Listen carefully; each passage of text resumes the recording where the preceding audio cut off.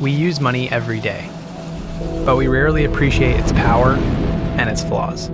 It's a tool that has been at the center of human progress. And as we build bigger and tackle complex problems, we're going to need the best tools available. We have a global economy. We're going to need a global digital currency.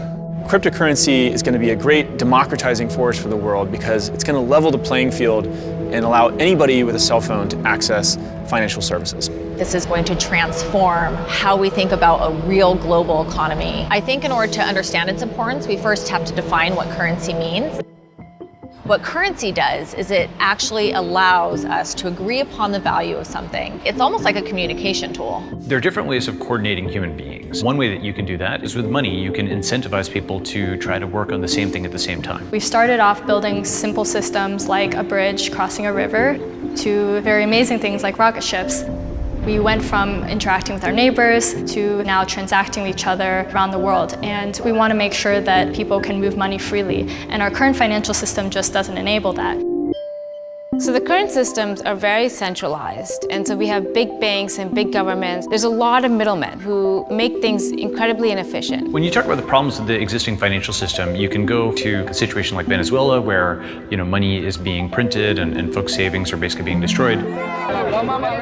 The value of their wealth has been completely eroded. I think a lot of us in the United States sort of take this idea for granted that if someone gives us money, it'll be in our bank account and it's not going to disappear or be taken away from us. And that's really a luxury that many people in the world don't have at all. There are about 1.8 billion people in the world today who have a cell phone but don't have access to any financial services. And what's really powerful about cryptocurrency is that it lets anybody, if you just have a smartphone and internet connection, participate in the global economy. What cryptocurrency does is takes the stability that we have and gives it to the rest of the world.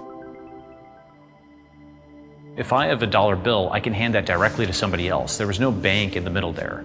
With digital currency and blockchain, it's actually more similar to cash, yet again, where I can send something directly to somebody else, and I don't necessarily have to go through middlemen like a bank or a credit card company. We can go back to how we normally transacted, which is directly with each other without all these giant central parties in between. When computer scientists talk about the concept of so-called decentralization, what they mean is to avoid this idea of a single point of failure. A single point of failure like we have with institutions. If you have a single bank and that bank has all your money and then that bank fails, well, everyone's out of money. Whereas if you have lots of different individual nodes, hard drives and phones and so on that have some money, well, they're probably not all going to fail at the same time. So you no longer need the middleman to keep track of an internal ledger. All these computers are writing everything down for you. That network effect makes it unbreakable. So technology makes us richer and wealthier because you need less time or less money or less effort to get something done. Right now, when people think of crypto, I think they think of investment.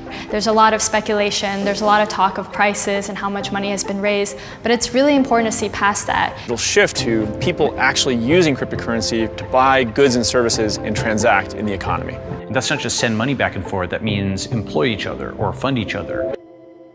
A more global economy is important because there is talent everywhere, but opportunity is not evenly distributed. In a world where this technology is fully adopted, it won't matter what country you're born in. All that will matter is that you have a mobile phone and internet connection, and you have skills and knowledge to learn, and you can contribute to the global economy. You can benefit from the world, and the world can benefit from you. Think about what kind of economy we could have if we had a global currency that we were all responsible for and all invested in. It opens up opportunity for everybody. Just being able to trust that if I do good work in the world and someone compensates me for it, I will be able to keep that wealth. That's such a powerful idea that it actually encourages people to try to do more good things in the world. If you've got lots of people who are invested in each other's success, literally, they're invested in each other's success at a broader level. I think cryptocurrencies are going to be as impactful to humanity as the internet has been. Digital currency and blockchain can bind us in ways that we wouldn't be bound before.